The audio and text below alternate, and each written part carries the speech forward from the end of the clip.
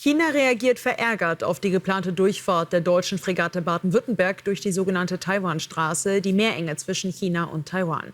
China lehne Provokationen und Drohungen unter dem Deckmantel der Schifffahrtsfreiheit ab, heißt es aus dem Außenministerium in Peking. China betrachtet Taiwan als abtrünnige Provinz und beansprucht die Taiwanstraße darum als eigenes Hoheitsgewässer. Die Baden-Württemberg befand sich während ihrer Pazifikmission zuletzt noch in Südkorea, wo sie an der Überwachung von UN-Sanktionen gegen den kommunistischen Norden beteiligt war. Marie Droste hat sich jetzt also diesen Krimi auf hoher See noch mal genauer angeschaut. Die Kritik der chinesischen Regierung, wie ist die zu werten?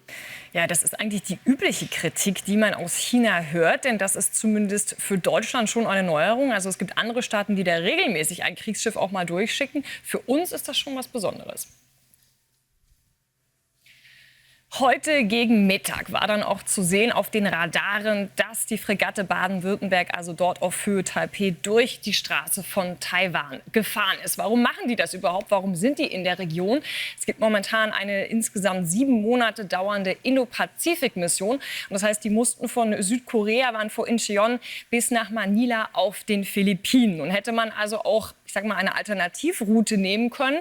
Das Ganze dauert etwa 2 bis 3 Tage länger. Aber es geht, glaube ich, nicht nur um praktische Sachen, auch wenn man das so betont im Verteidigungsministerium. Es ist auch ein ganz klares politisches Signal und Zeichen. Denn rein faktisch ist es so, dass diese Straße von Taiwan durchaus von der internationalen Schifffahrt befahren werden kann. Die Chinesen drohten im Vorfeld schon, machten sehr deutlich, dass sie sich davon provoziert fühlen. Aber zumindest die Position der Bundesregierung soweit so neu ist, dass man sich davon nicht beeindrucken lässt. Wir haben auch den Verteidigungsminister Boris Pistorius dazu heute gehört. Wir hören einmal rein.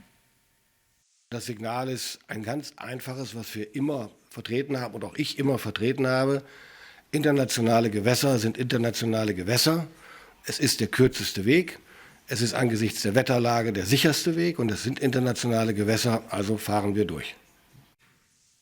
Ja, ganz große Nüchternheit, die man da zu verkaufen versucht.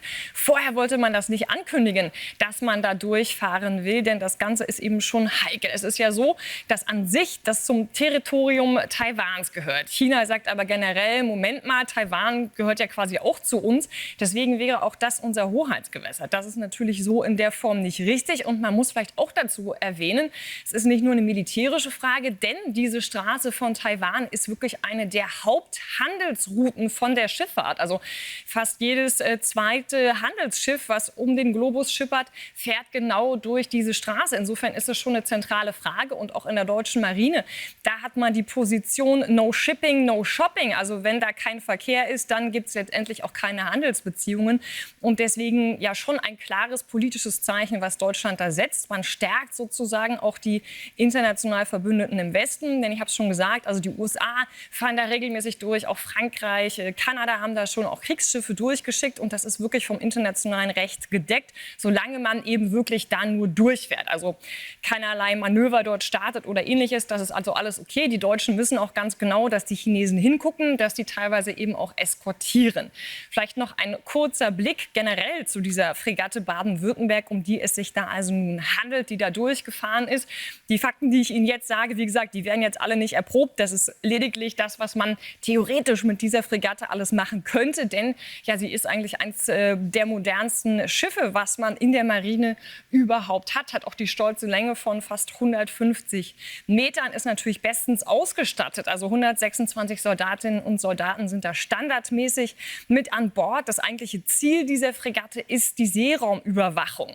Deswegen gibt es diverse Navigationssysteme dort an Bord. Natürlich können Hubschrauber landen, aber man hat eben auch Mittel zur Verteidigung mit dabei. Also das sind etwa Nahbereichsverteidigungssysteme. Davon gibt es also 2 Raketenabschussrampen auch. Es gibt ein Marineleichtgeschütz. Es gibt natürlich eine Freund-Feind-Kennung. Man hat Wärmebildkameras, Videoüberwachung mit an Bord. Also alles auf dem neuesten Stand der Technik. Das Boot ist auch noch relativ jung und ist so ein bisschen auch eine Art Marathonläufer der Marine. Denn dieses Schiff mit der Besatzung kann also insgesamt bis zu 2 Jahre im Dauereinsatz sein.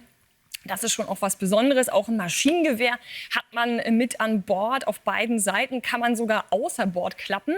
Also könnte dann auch, wenn sich Schnellboote oder Ähnliches nähern, könnte man sich auch entsprechend verteidigen. Sogar Großkaliberwaffen sind dort mit da. Also selbst an Land könnte dann man auch mit zur Abwehr beitragen. Das alles nur rein theoretisch. Aber generell dieser Einsatz, diese Indo-Pazifik-Mission dort in der Region macht auf jeden Fall klar, dass man einen anderen Fokus setzt seitens der Marine, seitens des Verteidigungsministeriums, dass man eben verstanden hat, durch den Krieg in der Ukraine, durch Corona, dass die Präsenz in der Region durchaus auch wichtig ist, auch allein sei es nur eben, um Handelsketten zu sichern. Taiwan, Chipindustrie, da einer der wichtigen Punkte auf jeden Fall dabei. Ja, China ist empört, ist natürlich sagt, man ist provoziert durch diese Geste. Ich glaube, passieren wird jetzt nichts, wenn dann sind das eher Fragen des Handels. Aber das war wahrscheinlich der Grund, warum man das 22 Jahre lang nicht gemacht hat, da einmal mit dem Kriegsschiff durchzufahren. Wir hoffen natürlich, dass nichts passiert, aber es ist ein deutliches Zeichen. Marie, danke dir.